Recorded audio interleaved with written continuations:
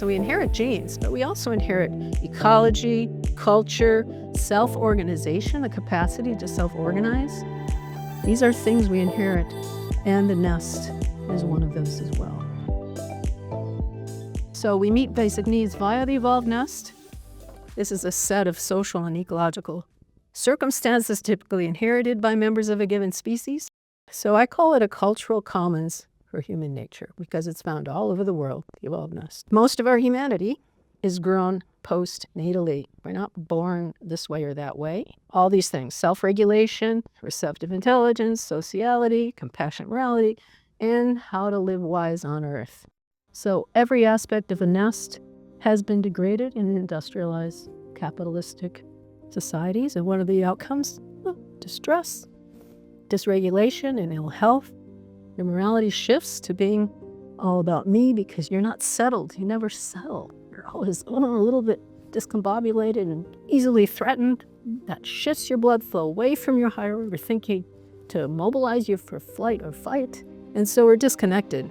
You don't trust others, and you distrust nature in general. And so we're colonized by a coercive authoritarianism.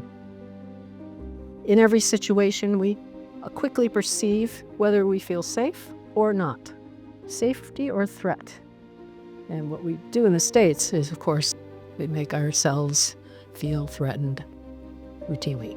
So we've become a very abnormal, atypical kind of human. Now, what do? I boiled it down to 3 general things with a lot of suggestions. One is to learn to self-calm. Second, though, a lot of us spend a lot of time alone in front of a screen or a crib in a crib. And so we don't have the deep social joy, in part because our vagus nerve doesn't work properly, our oxytocin system.